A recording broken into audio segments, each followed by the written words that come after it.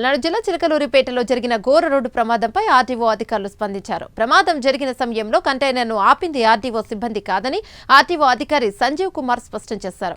కంటైనర్ను ఆపిన కారు ఆర్టీఓకి సంబంధించినది కాదని క్లారిటీ ఇచ్చారు. అందరికీ నమస్కారం.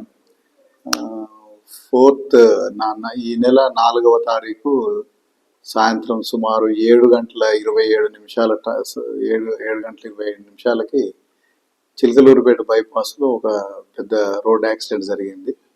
అప్పుడు ఆ స్పాట్లో 4 పిల్లలు ఇంజనీరింగ్ స్టూడెంట్స్ చనిపోయారు. నేను ఈ విషయం తెలిసిన వెంటనే ఇంచుమించు నేను సైట్కి వెళ్ళడం జరిగింది. యాక్సిడెంట్ జరిగిన స్పాట్కి వెళ్ళడం జరిగింది.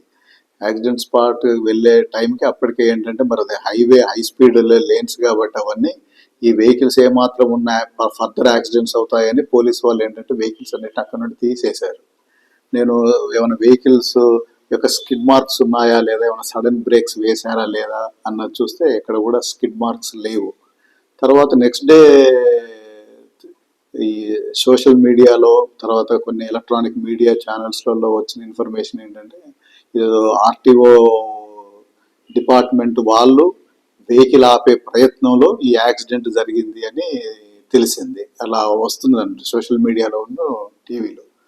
నేను వెంటనే ఈ హైవే పెట్రోలింగ్ సెంటర్కి వెళ్ళాను. వాళ్ళకి ఈ చిలకలూరు బైపాస్ కొత్త రోడ్లో వాళ్ళ కంట్రోల్ సెంటర్ ఉంది. వాళ్ళ ఎన్నో కెమెరాస్తో వాళ్ళు మానిటర్ చేస్తూ ఉంటారు ఆ సెంటర్లో. నేను ఆ సెంటర్కి వెళ్ళి ఆ సెంటర్ ఇన్ఛార్జితో మాట్లాడి యాక్సిడెంట్ జరిగిన 5 నిమిషాల ముందు నుండి యాక్సిడెంట్ జరిగిన తర్వాత వాటికి కూడా అన్ని ఫుటేజెస్ అన్ని చూశాను. ఫుటేజెస్ అన్ని చూసినప్పుడు ఈ లారీని ఒక కారు ఓవర్టేక్ చేసి ముందుకెళ్ళి ఆపే ప్రయత్నం చేసింది. ఆ ఆపే కారు కూడా ఎక్స్ట్రీమ్ లెఫ్ట్కి వెళ్ళారు. ఈ లారీ కూడా లెఫ్ట్కి వెళ్తుంది. ఇది ఆపే క్రమంలో వెళ్తున్నప్పుడు ఈ కారు నంబర్ తెలిసింది ఏంటంటే TS08HY3158గా గుర్తించాము.